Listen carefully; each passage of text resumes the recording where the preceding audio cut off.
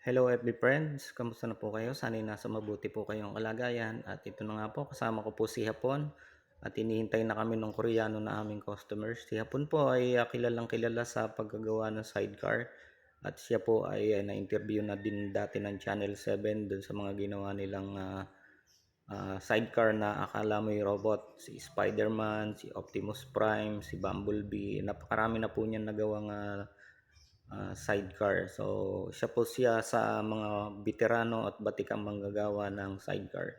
At ito naman po ang aking kasamang latero, si Otep. Masiyahing tao po yan. Lagi yan nakangiti. Ano po, parang laging walang problema. At ito naman po si Andy, isa ring builders. Matagal-tagal ko na rin po siyang kasama.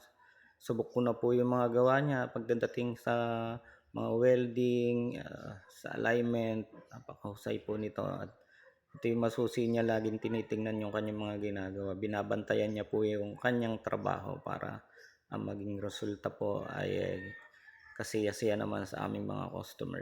So mga lods, yan, kaya po yan pamataas ay hindi po yung kargahan ng kabayo. Yan po ay pagsasakyan ng mga acetylene. Gagamit po kasi nito ay mga welder din. At naggagawa po dyan sa PNR. So mga idol, kung kayo po ay magpapagawa ng sidecar, magsadya lang po kayo dito sa aming address. Pag-usapan natin ng presyo na kakayanin nyo para magkaroon kayo ng pamasada man, pampamilya o panservice.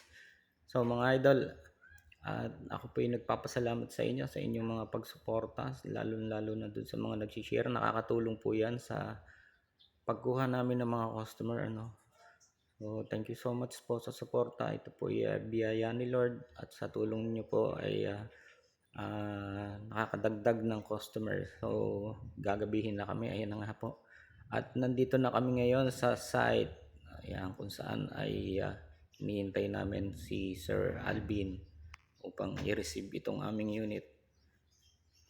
At shout out nga pala po kay Sir Justin na may pinagawa po uli sa amin. Ito po ay panlabindalawang unit niya na sidecar. Thank you Sir Justin for being loyal. Ito yung office po nila dito sa sa isang kumpanyang malaki. Hindi ko na lang babanggitin, baka makagalitan kasi ako So, thank you for watching guys. Ingat po tayo parate.